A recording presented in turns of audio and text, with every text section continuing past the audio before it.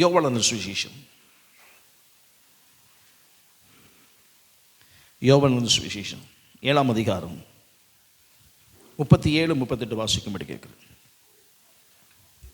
பண்டிகையின் கடைசி நாளாகிய பிரதான நாளிலே இயேசு நின்று சத்தமிட்டு, ஒருவன் தாகமாயிருந்தால் என்னிடத்தில் வந்து பானம் பண்ண கடவன்.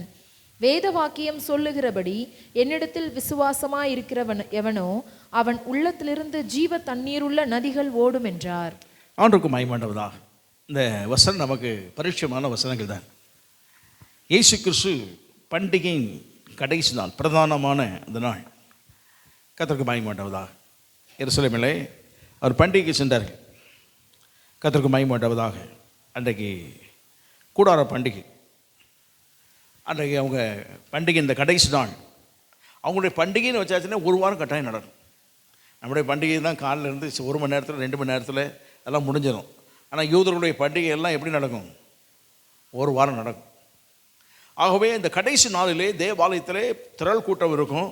சில வழிமுறைகள், சுரங்காச்சாரங்கள்லாம் செய்து அவங்கவுங்க ஊருக்கு போகிறதுக்கு முன்பு எல்லாம் செய்துட்டு போயிடுவாங்க. அப்படி கடைசி நாளிலே இயேசு அங்கே எல்லா ஜனங்களுக்கும் வெளிப்பட்டு ஒரு பிரசங்கத்தை பண்ணினார். அவர் சொன்ன வார்த்தை சொன்னார், கடைசி நாளிலே அவர் சொல்லும்போது, ஒருவன் தாகமாயிருந்தால் என்னிடத்தில் என்ன செய்ய கடவன், என்னிடத்தில் வந்து என்ன செய்ய கடவன், பானம் பண்ண கடவன். வேத வாக்கியம் சொல்லுகிறபடி என்னிடத்தில் விசுவாசமாய் இருக்கிறவன் எவனோ அவன் உள்ளத்திலிருந்து ஜீவ தண்ணீர் நதிகள் என்ன செய்யுமா, புறப்பட்டு ஓடும். கர்த்தருக்கு மகிமையுண்டாவதாக. ஆண்டவர் சொன்னது, ஒருவன் தாகமாக இருந்தால் என்னிடத்தில் வர கடவன், நான் அவனுக்கு ஜீவ தண்ணீர் கொடுப்பேன். ஆமாம், கர்த்தருக்கு மகிமையுண்டாவதாக. அப்போ ஆண்டவர் இங்கே ஒரு முக்கியமான ஒரு செய்தியை அங்கே சொல்லுகிறார். கர்த்தருக்கு ஸ்தோத்திரம் உண்டாவதாக. இலவசமாய் கொடுக்கக்கூடியதான ஒன்றை குறித்து அவர் சொல்லுகிறார். நான் உங்களுக்கு கொடுப்பது இலவசமான தண்ணீர். ஆமாம், இலவசமான தண்ணீர், ஜீவ தண்ணீர் நான் உங்களுக்கு கொடுக்குறேன், நீங்கள் அதை பானம் பண்ணுங்கள். அப்போ தாகமாக இருக்கிறவன் என்று சொல்லும்போது அவன் என்ன தாகம் என்று சொல்லி பல விதமான தாகத்தை எடுத்துக்கிடலாம். உலக ரீதியான தாகம் நிறைய இருக்கும். அதை எப்படியாவது அடைந்து கொள்ள வேண்டும், அந்த தாகத்தை தீர்த்து விட வேண்டும் என்று சொல்லி பிரயாசப்படணும்னு முயற்சிக்கிறான். ஆனால் ஆண்டவர் சொல்லுகிற தாகம் போது சற்று வித்தியாசமானது.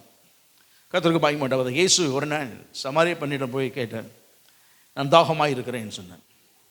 மேலுங்களும் பார்த்துட்டு, யூதனாக இருக்க நீர் எப்படி சமாரியா பெண்ணாக என் இடத்துல கேட்கலாம் அப்படின்னு சொல்லி கேட்கும்போது ஆண்டவர் சொன்னார், உன்கிட்ட கேட்குற ஆள் யார் தெரிஞ்சால் நீரே அவட்ட நினைச்சிருப்பேன், தண்ணீர் கேட்டிருப்பேன். ஏன்னா கேட்க வந்த ஆளே மறுபடியும் தண்ணீர் கொடுக்கக்கூடிய அளவுக்கு தான் நீரே தாகத்தை குடிச்சிட்டு போயிடலாமே அப்படின்னுங்கிற ஒரு யோசனை வரும். அதனால் அவள் மேலுங்களும் பார்த்துட்டு, தண்ணி கொடுக்கக்கூடிய அளவுக்கு உங்கள்கிட்ட என்ன இருக்குது, வாளி இல்லை, கயிறு இல்லை, ஒன்றும் இல்லை. அவன் ஆண்டவர் சொன்னார், நீ கொடுக்குற தண்ணீர் என்ன செய்யும், மீண்டும் தாகம் உண்டாகும். நான் கொடுக்குற தண்ணீருக்கு மீண்டும் என்ன செய்யாது, தாகம் உண்டாகாது. அப்படியே வாழ்க்கையில் புரிஞ்சிக்க முடியலை. அப்படியா, அப்போ ஒரு நாளும் எனக்கு தாகமே உண்டாகாதபடிக்கு எனக்கு தண்ணீரை கொடும், நான் ஒரு மடக்க அல்லது ஒரு டம்ளரோ ஒரு குடமோ குடிச்சேன்னா இனி தண்ணி எடுப்பதற்கு ஒவ்வொரு நாளும் என்ன செய்ய வேண்டாம், வரவே வேண்டாம். தாகம் எனக்கு எடுக்காது. அப்படி தண்ணீரை தாரும் அப்படின்னு சொல்ல மாட்டேன். இந்த தண்ணி சும்மா எல்லாரும் கொடுக்க முடியாது. அப்படி சொல்லிட்டு ஆண்டவர் என்ன செய்யார், உன்னுடைய கணவரை கூட்டி கொண்டு வா, புருஷனை கூட்டி கொண்டு வா அப்படின்றாங்க. அவன் நினச்சா இவர் யாரோ தெரியாது, இவருக்கு என்ன தெரிய போகுதுன்னு சொல்லிட்டு எனக்கு புருஷனே இல்லைன்ட்டா, ஒரே அடி அடிச்சிட்டா, எனக்கு புருஷனே எனக்கு கணவரே இல்லை அப்படின்றார். ஆண்டவர் நீட்டாக சொன்னார், ஒரு மாதிரிலாம் சொல்லுவேன், உண்மைதான். ஏற்கனவே 5 பேர் இருந்தார்கள், இப்போது இருக்கிறாலும் உனக்கு கணவர் அல்ல. நாம் ஒரு தோற்றத்திலே காண்கிறோம், அவருடைய வாழ்க்கை தரத்திலே 5 கணவர் 6வது ஒருத்தர் என்றதான எல்லையில் தான் பார்க்கிறோம். அந்த வாழ்க்கையின் ஒழுக்க ரீதியான காரியத்திலே நாம் யோசிக்கிறோம். ஆண்டவருக்கு மகிமை உண்டாவதாக. இன்னொரு பக்கம் நம்ம பார்க்கணும். இன்னொரு பக்கம் பார்க்கறது என்ன சொன்னால், அவருடைய வாழ்க்கையில் ஏதோ ஒரு எதிர்பார்ப்பு, வாழ்க்கையில் ஏதோ ஒரு தாகம் தீர்க்கப்பட வேண்டும் என்றதான ஒரு எண்ணம் அவர் யோசிக்கிறார்.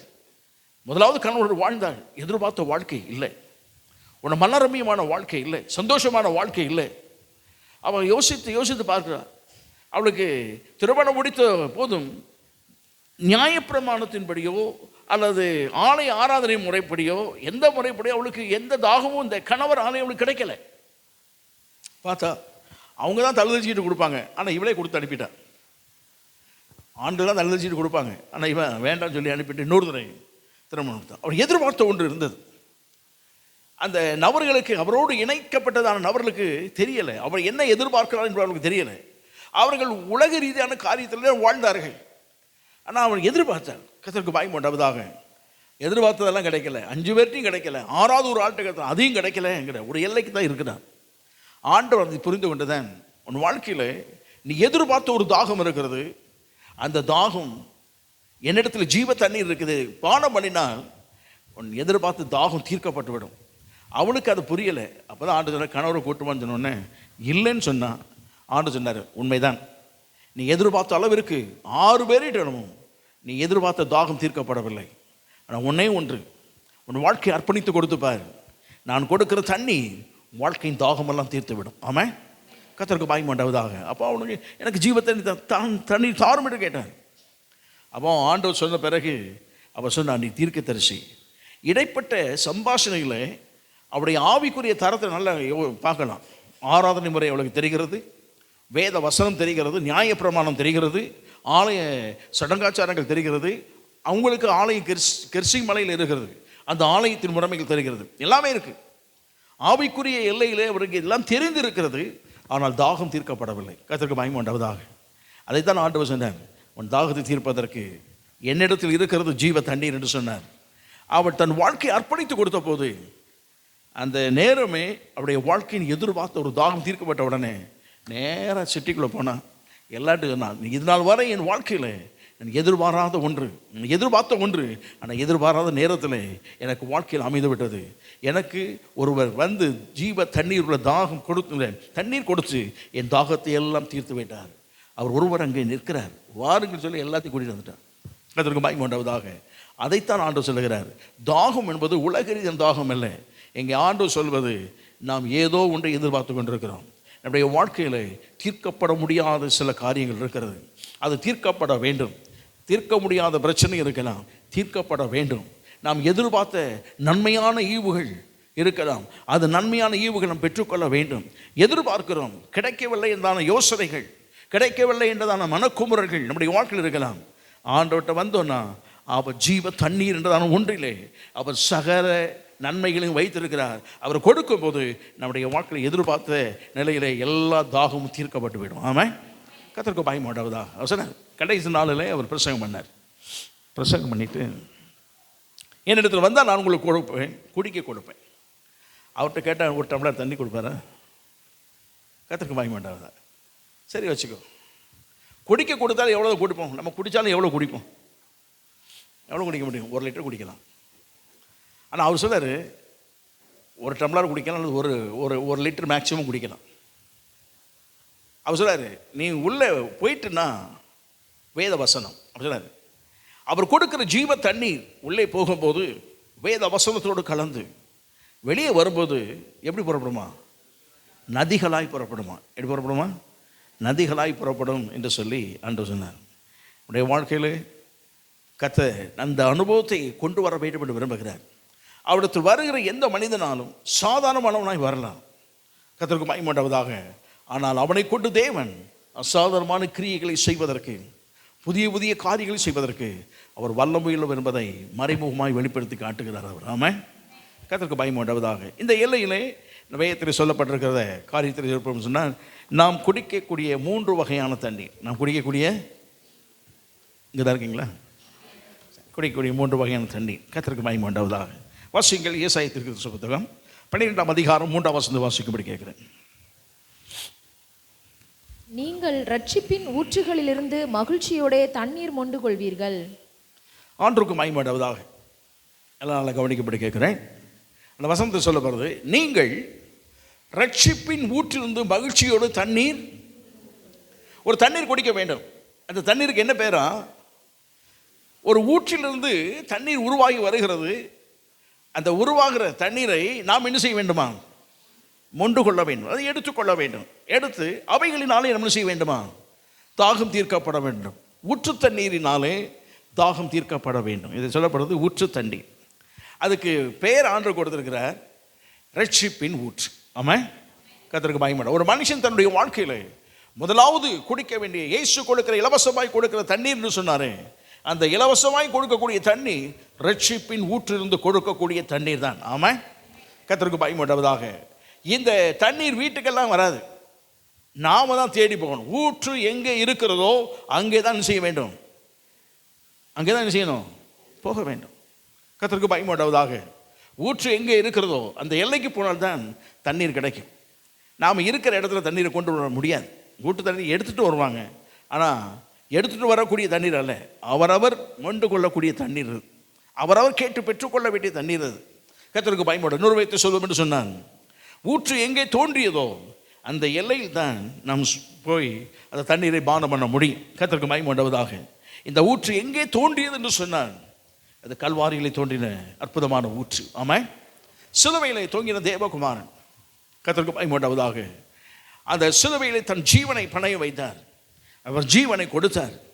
அவர் கொடுத்ததுனாலே இந்த உலகத்திற்கு பாவ மன்னிப்பாகிய மீட்பு கிடைத்தது. கர்த்தருக்கு ஸ்தோத்திரம் உண்டாவதாக. அந்த இரத்தத்தினாலே பாவ மன்னிப்பாகிய மீட்பு கிருபையினாலே நமக்கு கிடைத்தது. நாம் அந்த எல்லை, அவர் கல்வாரி தோங்கின தேவகுமாரனை மீண்டும் கல்வாரிக்கு போக வேண்டியதில்லை, அதாவது அந்த எல்லைக்கு போக வேண்டியதில்லை.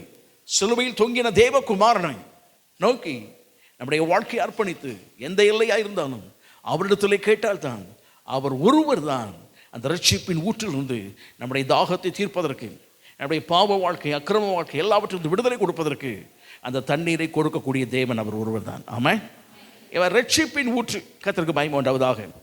இந்த ஊற்று பொங்கி தான் வரும், பொங்கி பொங்கி வரக்கூடியதான ஊற்று. ஊற்று தண்ணீரே பொங்கி வா. அந்த செங்கடலை கடந்த உடனே அவங்க பாடின பாடல், ஊற்று தண்ணீரை என்ன செய், பொங்கி பொங்கி வா என்று சொல்லி சந்தோஷமாக பாடினாங்க. கர்த்தருக்கு மகிமை உண்டாவதாக. பொங்கி வரக்கூடிய அந்த ஊற்று தண்ணீரை அதுக்கு ஆண்டவர் வைத்த பெயர் ரட்சிப்பின் ஊற்று. கர்த்தருக்கு மகிமை உண்டாவதாக. அப்படின்னு சொன்னால் இந்த ராத்திரி உள்ள ஆண்டு சமூகத்தில் வந்திருக்கிறோம். ஒரு வேளை இயேசு சொன்ன இந்த இலவசமாய் கொடுக்கக்கூடிய ஜீவ தண்ணீர் என்று சொன்னார். அந்த இலவசமாய் கொடுக்கிற ஜீவ தண்ணீர் முதலாவது ரட்சிப்பின் தண்ணீர், ரட்சிப்பின் ஊற்று. இதிலிருந்து அவர் கொடுக்கக்கூடிய இந்த ஜீவ தண்ணீர் யாரும் பெற்றுக்கொள்ளாவிட்டால், இந்த ரட்சிப்பின் மகிமையை அடைந்து கொள்ளாவிட்டால், அவர்கள் இந்த ரட்சிப்பின் மகிமையை அடைந்து கொள்ள வேண்டும். அந்த ரட்சிப்பின் ஊற்றின் தண்ணீரை கட்டாயம் பானம் பண்ணி ஆக வேண்டும். ஆமாம், அப்படின்னு சொன்னால், ஓப்பனாக சொன்னால், ஒரு மனுஷன் தேவ சமூகத்தில் வர வேண்டும் போது அவனுக்கு நல்ல ஒரு சந்தோஷமான ஜீவ ஊற்று அவனிருந்து புறப்பட வேண்டும் என்று சொன்னால் அவன் முதலாவது ரட்சிக்கப்பட வேண்டும். ஆமாம், கர்த்தருக்கு பயம் உண்டாவதாக. ரட்சிப்பின் ஊற்று என்று சொல்லப்படுகிறது. இரண்டாவது ஒரு பகுதி இருக்கிறது. 1 கொரிந்தியர் வாசிக்கும்படி, 1 கொரிந்தியர் 10ஆம் அதிகாரம் 4ஆம் வசனத்தை வாசிக்கும்படி கேட்கிறேன். எல்லாரும் ஒரே ஞானபானத்தை குடித்தார்கள். எல்லோரும் ஒரே ஞானபானத்தை குடித்தார்கள். எப்படியெனில் அவர்களோட கூட சென்ற ஞான கண்மலையின் தண்ணீரை குடித்தார்கள். அவர்களோடு கூட சென்ற ஞான கண்மலையின் தண்ணீரை நினைச்சாங்களாம், குடித்தார்கள். அந்த கண்மலை கிறிஸ்துவே, அந்த கண்மலை கிறிஸ்துவே என்று சொல்லப்பட்டது. கர்த்தருக்கு மகிமை உண்டாவதாக. அவர்களோடு கூட சென்ற ஒரு கண்மலை இருந்தது.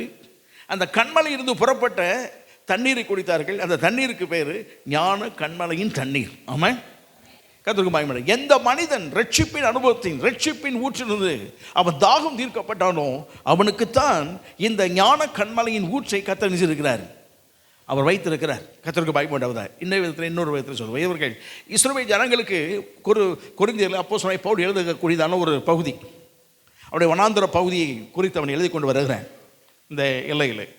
அப்படின்னு சொல்லி இன்னொரு விதத்தை சொல்ல வேண்டாம், எந்த மனிதன் எய்த்திருந்து புறப்பட்டானோ, அடிமைத்தன வாழ்விலிருந்து, ஒரு பிடியிலிருந்து அவன் விடுவிக்கப்பட்டு வனாந்தர பாதையில் வந்து அவன் நின்ற போது அவனுக்கு அந்த ரட்சிப், அதாவது அந்த அடிமைத்தனத்தின் வாழ்விலிருந்து மீட்கப்பட்ட அந்த மனிதனுக்கு செங்கடலை கலந்து வழியிலே போகும்போது அவர்களுக்கு தேவன் கொடுத்த அடுத்த ஊற்று தண்ணீர் கண்மலையின் ஊற்று தண்ணீர். ஆமாம், கண்மலையின் தண்ணீர். அவரோடு கூட சென்ற கண்மலை. கர்த்தருக்கு மகிமை. அவங்க எங்கெல்லாம் போனாங்களோ அந்த நீர் ஊற்று அவங்க போன இடம்லாம் என்ன செய்தது, அதை எப்படி கற்பனையாக சொல்கிறேன் அப்படின்னா, கண்மலை அவனுடைய கண்மலையை அழித்தான், தண்ணீர் பிரவாகித்து வந்தது. சரி, ஆனால் அவங்க வனாந்தரத்தில் இன்னொரு பகுதி போகிறாங்க, போயிட்டே இருக்காங்க. போகும்போதெல்லாம் அவர்களோடு கூட சென்ற கண்மலை, அவரோடு கூட சென்ற தண்ணீர்னா, அவங்க போக போக அவர்கள் ஊடே அந்த ஜீவ தண்ணீர், அது அவர்களோட அவங்க போகிற பாதி வழியாகவே அந்த தண்ணீர் என்ன செய்தது, ஆர்டிஷியன் ஊற்று மாதிரி அவங்க போகிற இடமெல்லாம் அந்த ஊற்று அவளோடு கூட சென்றது. அவர்களோடு கூட சென்ற கண்மலையின் தண்ணீர். கர்த்தருக்கு மகிமை உண்டாவதாக. ஆகவே இந்த தண்ணீரை அவர் 40 வருஷ காலங்கள் குடித்தார்கள். தண்ணீர் எத்தனை வருஷம் குடித்தாங்க? 40 வருட காலங்கள். அவர்களுக்கு தண்ணீர் தேவைப்படும் போதெல்லாம் கண்மலையில் வரும், ஊற்றிலிருந்து வரும், அவங்க தோண்ட வேண்டிய இடத்துலேருந்து வரும். அப்படி ஆண்டவர் என்னென்னு சொல்கிறார், இங்கே வந்தாலும் எந்த எல்லையில் கை வச்சாலும் அவங்களுக்கு தண்ணி வரும். அவன் கர்த்தருக்கு மகிமை உண்டாவதாக. அவளோடு சென்றேன். நம்ம சில இடத்துல தோண்டினா தண்ணி வராது. தண்ணி இருக்கிற இடத்த தேடி கண்டுபிடிச்சி தான் தோண்டணும். ஆனால் அவர்கள் எந்த இடத்துல தோண்டாலும் தண்ணீர் வரும். ஏன்னு சொன்னால் அவளோடு கூட இந்த கண்மலையின் தண்ணீர் என்ன செய்யுது, அவளோடு கூட போயிட்டே இருக்குது. அவங்க மேலே பூமியில் நடக்கிறாங்க, பூமிக்கு கீழே அவர் தண்ணீர் அவங்களோடு என்ன செய்யுது, போய்கொண்டே இருந்தது. இது கண்மலையின் தண்ணீர். கர்த்தருக்கு மகிமை உண்டாவதாக. அந்த கண்மலையின் தண்ணீர் அவர் போகும் இடமெல்லாம் அவரோடு சென்ற அற்புதமான தண்ணீர். கர்த்தருக்கு ஸ்தோத்திரம் உண்டாவதாக. இந்த தண்ணி கண்மலையிலிருந்து பிரவாகித்த போது கண்மலையிலிருந்து இப்படி ட்ராப்பெல்லாம் வடியலை. கண்மலை அடித்தவனு தண்ணீர் எப்படி இருந்துதான் அப்படி பிரவாகித்து வந்தது. கர்த்தருக்கு மகிமை உண்டாவதாக. அது வேகமாய் பாய்ந்து வரும் ஆற்றல் கொண்டதான தண்ணீர். அப்படின்னு சொன்னால் இந்த தண்ணீர் இன்னொரு வேகத்தை சொல்லும் போது இந்த தண்ணீர் பரிசுத்த ஆவியானவரின் ஆற்றலை குறிக்கக்கூடியதான ஒன்று. அவரோடு கூட சென்ற கண்மலையின் தண்ணீர் பரிசுத்தாவின் அபிஷேகத்தினாலே நிரப்பப்படுகிற, தாகம் தீர்க்கப்படுகிற ஒரு அனுபவத்தை இங்கே சுட்டி காட்டுகிறது. ஆமாம், கர்த்தருக்கு மகிமை உண்டாவதாக. நம்முடைய வாழ்க்கையில் பெற்றுக்கொள்ள ரட்சிப்பின் ஊற்று வேணும். கண்மலையின் தண்ணீர் பரிசுத்த ஆவியானுடைய அந்த நம்மோடு கூட வரக்கூடிய தண்ணீர். பரிசுத்த ஆவியானவர் நம்முடைய ஜீவிய காலம் முழுவதும் நம்மோடு கூட தான் இருப்பார். ஆமாம், கர்த்தருக்கு மகிமை உண்டாவதாக. ரட்சிப்பு ஒரு நாள் கிடைக்கும், அது வாழ்க்கை முழுவதும் இருக்கும்.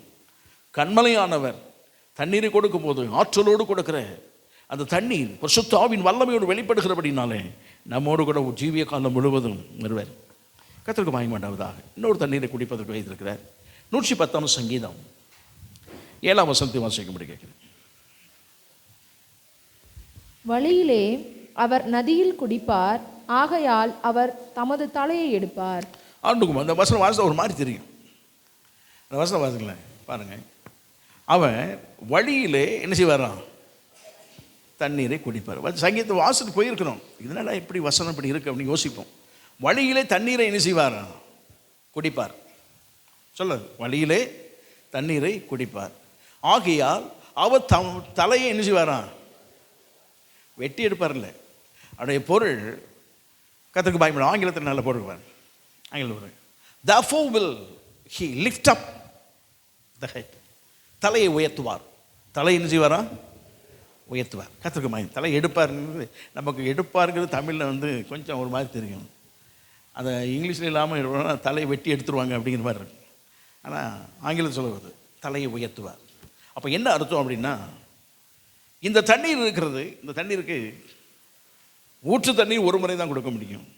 கண்மலையின் தண்ணீர் வாழ்நாள் முழுவதும் குடிப்பதற்குரியது.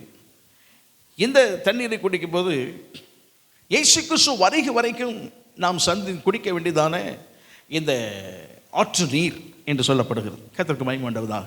ஆற்று நீர் என்று சொன்னால் கரை புரண்டு ஓடக்கூடியதான தண்ணீர். யோர்தானை சொல்ல வேண்டும்.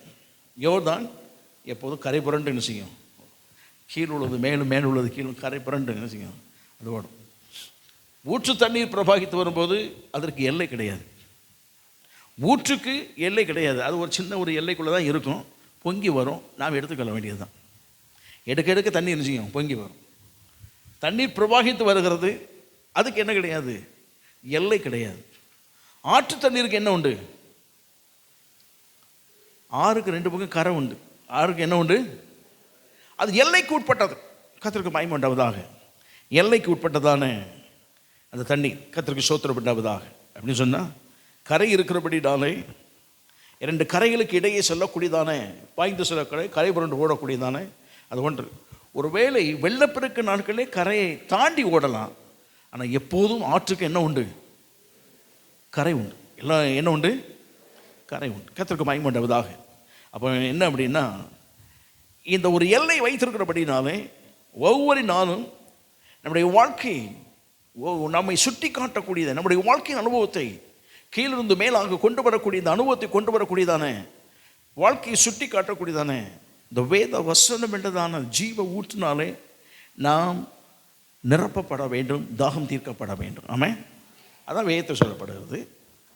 எபேசு சபைக்கு எழுதும் போதும் சொல்லுகிறேன், அவன் 5:27 சொல்லும்போது அதை தண்ணீர் முழுக்கினாலே சுத்திகரித்து, அப்படின்னா என்ன அர்த்தம் அப்படின்னா, வேத வசனத்தினாலே என்ன செய்யப்பட வேண்டுமா? சுத்திகரிக்கப்பட வேண்டும்.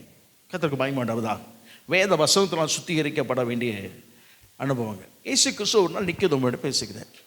ஒருவன் ஆவினாலும் ஜலத்தினாலும் பிறவாவிட்டால் தேவனுடைய ராஜ்யத்தை காண மாட்டான் அப்படி சொன்னார். அடுத்த சொல்லும்போது ஒருவன் ஆவினாலும் ஜலத்தினாலும் பிறவாவிட்டால் தேவனுடைய ராஜ்யத்திற்குள் பிரவேசிக்க. 2 பகுதி சொல்கிறார். ஆனால் 2 சொல்லும்போது நாம் நினைக்கிறோம் ஆவினாலும் சொல்லும்போது நமக்கு அதில் சந்தேகம் வர, ஒருவன் பரிசுத்த ஆவியானவர் அப்படின்னு சொல்லி வச்சிருவோம். ஜலத்தினாலும் சொல்லும்போது நம்ம என்ன செய்ய மைண்டில் எல்லாம் என்னதான் வரணும், ஞானசானம் எடுக்கணும் அப்படின்னு சொல்லி நாம் நினைக்கிறோம். அங்கே ஆண்டவர் ஞானசானத்தை குறிப்பிடவில்லை. ஏன்னா ஞானசானம் வந்து சட்டம் என்பது அன்னைக்கு சொல்லப்படவில்லை. ஞானசானம் எடுக்கிறவங்க, விருப்பப்பட்டு எடுக்கிறவங்க என்ன செய்யலாம்? எடுக்கலாம். பாவ மன்னிப்புக்காகவோ ஆண்டவர் ஏற்றுக்கொள்ள அவருக்கு எடுக்கிறவங்க எடுக்கலாம். இவர் வந்து கொடுத்து கொண்டு வந்தால் சட்டமாக்கப்படவில்லை. சட்டமாக்கப்பட்டது இயேசு பரமரி போன பிறகுதான் அது சபை கொடுக்கப்பட்ட சட்டமாய் மாறியது. ஆகவே அன்றைய நேரத்தில் ஞானசானம் எடுக்கணும்லாம் சொல்லலை. அன்றைய தினம் சொன்னது என்ன, தண்ணீர் என்பது வேத வசனத்தை சுட்டி காட்டுகிறது. ஆமென். ஒரு மனிதன் பரிசுத்த ஆவியினாலும் அவர் வைத்திருக்கிற வேத வசனத்தின் உணர்வுகளினாலும் மாற்றமடைந்து மருவமடைந்தால் தான் தேவ ராஜ்யத்திற்குள் என்ன செய்ய முடியும், பரலோக ராஜ்யத்தில் பிரவேசிக்க முடியும் என்பதை அவனுக்கு சொன்னார். ஆகவே தண்ணீர் என்பது வேத வசனத்தை சொல்லுகிறது, சுட்டி காட்டுறது. ஆற்று தண்ணீர், பிரவாகித்து ஓடக்கூடிய ஆற்று தண்ணீர், வல்லமையோடு ஓடக்கூடிய இந்த ஆற்று தண்ணீர், அது வேத வசனத்தை சுட்டி காட்டு. ஒரு மனிதன் ரட்சிப்பின் அனுபவத்தை அந்த தண்ணீரை கொடுத்தவன் அடுத்தாற்போல அவன் பரிசுத்தாவின் அபிஷேகத்தினாலே அவன் நிரப்பப்பட்ட அனுபவங்கள் வேத வசனத்தினாலே. ஆண்டவர் இயேசு அதை தான் ஒரே வார்த்தை சொன்னார், ஜீவ தண்ணீரை நான் இலவசமாய் கொடுக்குறேன். ஆமாம். கர்த்தருக்கு பயம் பண்ணாது. இது தண்ணீர் நமக்கு சரி. தண்ணீரை எடுத்து விட்டோம், எவ்வளோ குடிப்போம்? கொஞ்சம் தான் குடிப்போம். கர்த்தருக்கு ஸ்தோத்திரம் உண்டாவதாக. ஆண்டு சொன்னார், ஒருவன் இடத்தில் வர கடவன் அவனுக்கு காசெல்லாம் வாங்கலை, சும்மாவே கொடுத்துறேன்னு சொன்னார். குடிக்கிறவன் எவ்வளோ குடிப்பான்? 1 லிட்டர் குடிச்சிருவான், இருக்கட்டும். ஆனால் விசுவாசிக்கிற உள்ளத்திலிருந்து ஜீவ தண்ணீரில் என்ன புறப்படுமா? நதிகள் புறப்படும். அப்போது ஒரு மனிதன் தண்ணீரை தேவன் சமூகத்தில் வாங்கி குடித்து விட்டான், இப்படி அனுபவத்தை பெற்றுக்கொண்டு விட்டான்னு சொன்னால் அவன் மறுபடியும் கொடுக்க வேண்டிய அனுபவங்கள் இருக்கிறது. ஆமாம். மறுபடியும் அவன் கொடுக்கக்கூடிய அனுபவங்கள், அந்த தண்ணீரை அவன் கொடுக்க வேண்டும். அதுதான் ஆண்டு சொன்னார், அவன் உள்ளத்திலிருந்து ஜீவ தண்ணீர் நதிகள் என்ன செய்யும்? புறப்படும். கர்த்தருக்கு பயம் வேண்டவதான். அது நதிகளாக புறப்படுமா. இவன் குடித்தது கொஞ்சம் தான், ஆனால் புறப்படும் போது மட்டும் என்ன செய்யுது? நதிகளாக என்ன செய்யுது? அது புறப்பட்டு கொண்டே வருகிறது.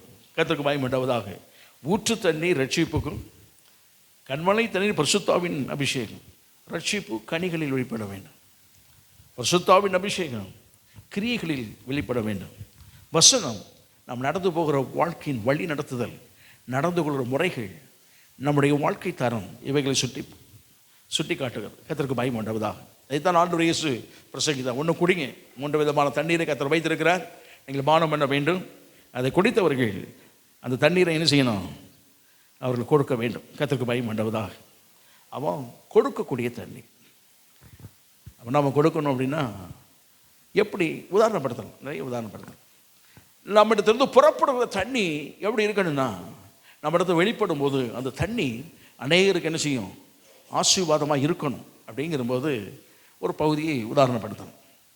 ஆண்டவர் ஏதேனை உருவாக்கின ஏதேன் அற்புதமான ஒரு தோட்டம்.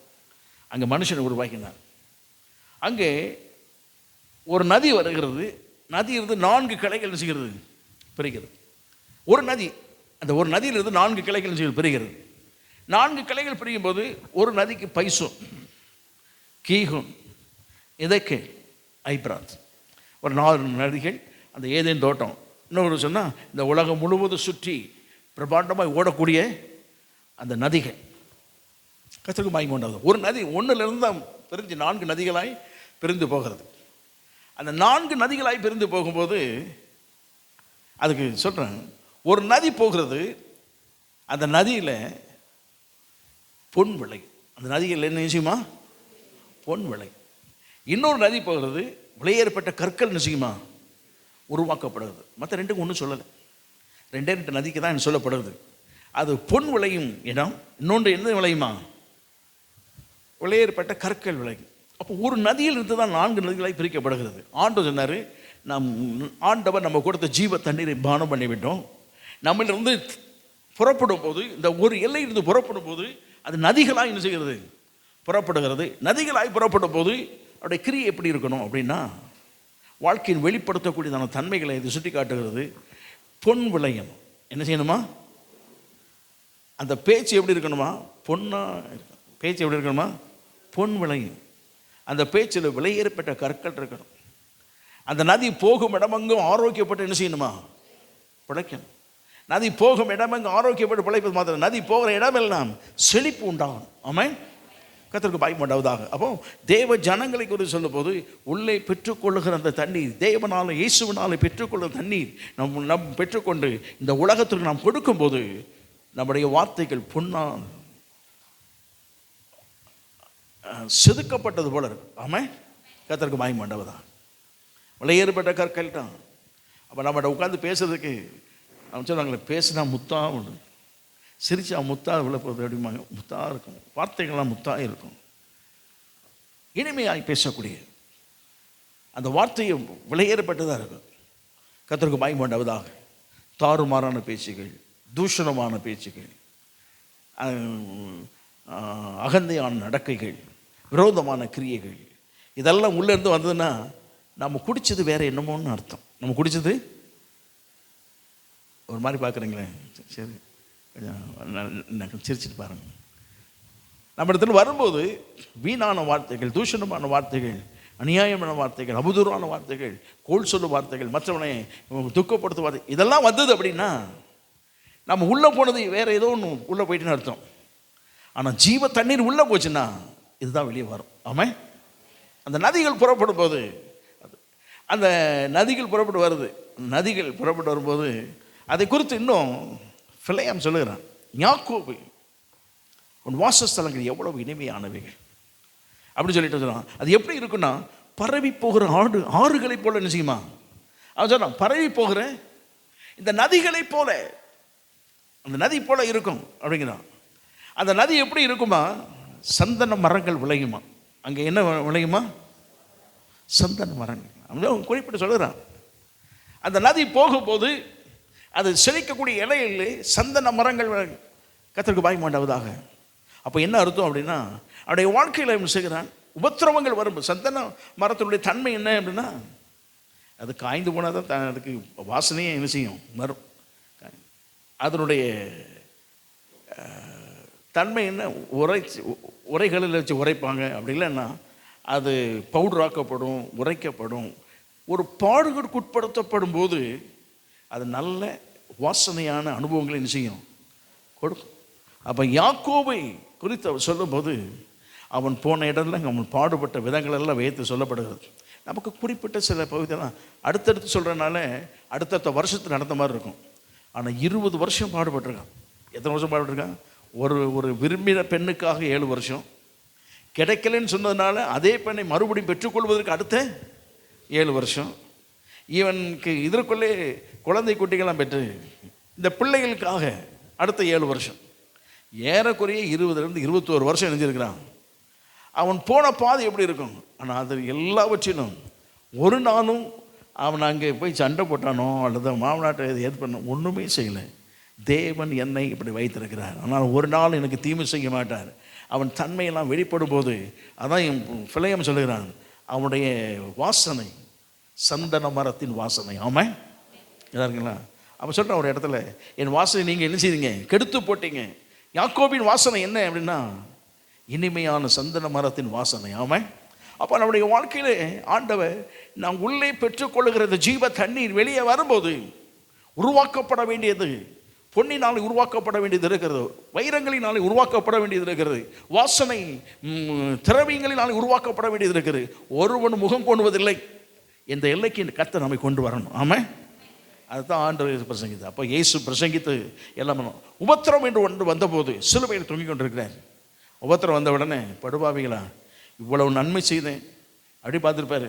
டேய், அப்பத்தை பிக்கும்போது வாங்கி வாங்கி தின்னீங்களடா. நம்மனா அப்படி சொல்லியிருப்போம். நம்மனா என்ன செய்யிருப்போம்? அப்படி சொல்லியிருப்போம், வாங்கி வாங்கி தின்னீங்களடா.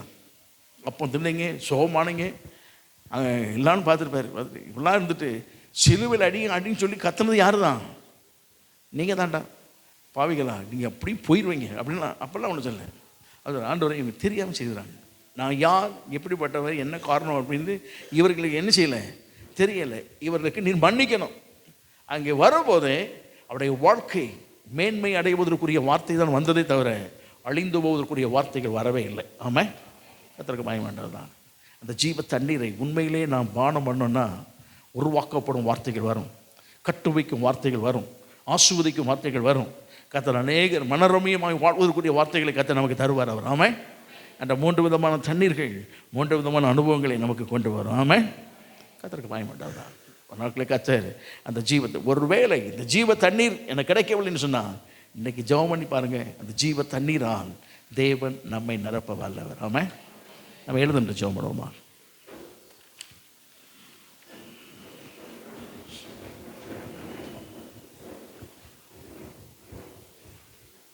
ஹல்லேலூயா. ஊற்று தண்ணீரே எந்தன் தேவ ஆவியே, ஜீவ நதியே என்னை பொங்கி பொங்கி வா. ஊற்று தண்ணீரே எங்கள் தேவ ஆவியே, ஜீவ நதியே என்னில் பொங்கி பொங்கி வா. ஆசீர்வாதியும் என்னே சகத்தரே, ஆசீர்வாதியும் என்னே சகத்தரே, ஆவியின் வரங்களினால் என்னை நிரப்பும், ஆவியின் வரங்களினால் என்னை நிரப்பும். ஊற்று தண்ணீரே எந்தன் தேவ ஆவியே, ஜீவநதியே என்னில் பொங்கி பொங்கி வா. ஊற்று தண்ணீரே எந்தன் தேவ ஆவியே, ஜீவநதியே என்னில் பொங்கி பொங்கி வா. ரட்சிப்பின் ஊற்றுகள் எந்தன் சபைதனிலே எழும்பிட இந்த வேளை இறங்கிடுமே. ரட்சிப்பின் ஊற்றுகள் எந்தன் சபைதனிலே எழும்பிட இந்த வேளை இறங்கிடுமே. ஆத்மபாரமோ பரிசுத்தமோ, ஆத்மபாரமோ பரிசுத்தமோ, அவளுடன் பெற்றிடவே வரம் தாருமே, அவளுடன் பெற்றிடவே வரம் தாருமே. ஊற்று தண்ணீரே எந்தன் தேவ ஆவியே, ஜீவநதியே என்னில் பொங்கி பொங்கி வா. ஊற்று தண்ணீரே எந்தன் தேவ ஆவியே, ஜீவநதியே என்னில் பொங்கி பொங்கி வா. அந்த ஊற்று தண்ணி ஆண்டவர் சொன்னாங்க, கடைசி நாளில் பிரசங்கித்தான், ஒருவன் தாகமாக இருந்தால் என்னிடத்தில் வர கடவுள், அவனுக்கு நான் இலவசமாக ஜீவ தண்ணீரை நான் தருகிறேன். அந்த தண்ணி அவன் குடிக்கும் போது கொடுக்கக்கூடிய அனுபவத்திற்கு வருவான். அவன் கொடுக்கும் போது அது நதிகளாக புறப்படும். அந்த நதிகள் அநேக வாழ்வை கட்டுவிக்கும், செழிக்க பண்ணும், ஆசீர்வதிக்கும், உருவாக்கும், ஆரோக்கியப்படுத்தும், அற்புதங்கள் நடக்கும். நம்முடைய வாழ்வில் தேவன் நல்ல இந்த அனுபவத்தினாலே நம்மை நிரப்புவாராக. கர்த்தர் கிருபை செய்ய வேண்டும். அல்லேலூயா. அற்புதம் செய்வாராக. சிவியா ஜெபம். அல்லேலூயா. மன மகிழ்ச்சியான மாலை ஆராதனை வேளைக்காக உமக்கு நாங்கள் கொடி ஸ்தோத்திரங்களே எடுக்கிறோம். ஆண்டவரே, இந்த ராத்திரி வேளையிலே ஜீவ தண்ணீரை குறித்து நாங்கள் கேட்க எங்களுக்கு ஆண்டவர் உதவி செய்தீரையா. நாங்கள் கற்றுக்கொண்டதில் நிலைத்திருப்பதற்கும் இந்த வார்த்தையினால் நாங்கள் பிழைப்படைவதற்கும் இந்த தண்ணீர் ஆண்டவரே, இந்த ஜீவ நதி செல்லும் எங்கும் இடமுள்ளவைகள் ஆரோக்கியப்பட்டு பிழைக்கும் வேதத்தில் வாசிக்கிறோம். ஆண்டவரே, அநேக மச்சங்கள் உண்டாகும், ஜீவ ராசிகள் உண்டாகும். ஜீவ தண்ணீரை பருகின எங்களுடைய வாழ்க்கையிலே நாங்கள் இருக்கிற எல்லைகளிலே ஆசீர்வாதமாய் ஆண்டவரே எங்களை ஆசீர்வாதத்தின் நோக்கத்தை நாங்கள் வெளிப்படுத்துவதற்கும் ஆண்டவரே நல்ல வாசனை வீசக்கூடிய தேவனுடைய சந்தன மரங்களாய் பரவி போகிற ஆறுகளாய். யாக்கோபே, உன் கூடாரங்கள் எத்தனை அழகானவை என்று ஆண்டவரே தேவனுடைய வருணனைகளுக்கு உட்படுகிற ஒரு நல்ல வாசனை வீசுகிற ஒரு வாழ்க்கை வாழ்வதற்கு தேவ இரக்கமும் தேவ தயவும் இந்த மாலை ஆராதனையில் எங்களை ஆட்கொள்ளும்படிக்கு நாங்கள் ஜெபம் பண்ணுகிறோம். ஆண்டவர், இந்த ரட்சிப்பின் ஊற்றுகளிலே முண்டு கொள்ள உதவி செய்த தேவனையா ஆண்டவரே, அந்த நதிகளின் மேன்மைகளை ஆசீர்வாதங்களை இந்த உலகுக்கு பிரகடனப்படுத்த எங்கள் குடும்பங்களுக்கு ஆசீர்வாதமாய், சபைக்கு ஆசீர்வாதமாய், நாங்கள் வாழ்கிற எல்லைகளுக்கு ஆசீர்வாதமாய் இந்த ராத்திரி வேளையிலே கர்த்தர் எங்களை ஆசீர்வதிக்கும்படிக்கு இயேசுவின் நாமத்தில் ஜெபிக்கிற இந்த மாத வாக்கு தத்தத்தின்படி கர்த்தரை தேடுகிறவர்களுக்கு ஒரு நன்மையும் குறைவுபடாது அல்லவா ஆண்டவரே. அந்த நன்மைகளின் மேன்மைகளை அனுபவிக்க மகா மேன்மையும் அருமையுமான அந்த வாக்கு தத்தங்களுக்கு எங்களை அர்ப்பணித்து நாங்கள் ஜெபிக்கிறோம். பூமி எங்கும் செய்யப்படாத அதிசயங்களை செய்து இந்த ராத்திரி வேளையில் கேட்ட வார்த்தையின்படி ஆண்டவரே ஆசீர்வதிப்பேன், ஆசீர்வாதமாய் இருப்பாய். பரவி போகிற ஆறுகளைப் போல ஆண்டவரே, சந்தன மர விருட்சங்களைப் போல ஆண்டவரே, உம்முடைய நாமத்திற்கு மகிமையாய் ஆண்டவர் வாழ்வதற்கு அந்த ஜீவ தண்ணீரை ஆண்டவரே நாங்கள் அநேகருக்கு ஆசீர்வாதமாக்கி கொடுக்க நதிகளாய் எங்களிலிருந்து புறப்பட அனுக்கிரகம் பண்ணும். இயேசுவின் மூலம் ஜெபம் கேளும் எங்கள் கிருபையுள்ள நல்ல பிதாவே. ஆமென், ஆமென், ஆமென். நாத்துமாவே கர்த்தரை ஸ்தோத்திரி, நாத்துமாவே கர்த்தரை ஸ்தோத்திரி. மறவாதே. ஆமென். ஹல்லேலூயா, ஹல்லேலூயா.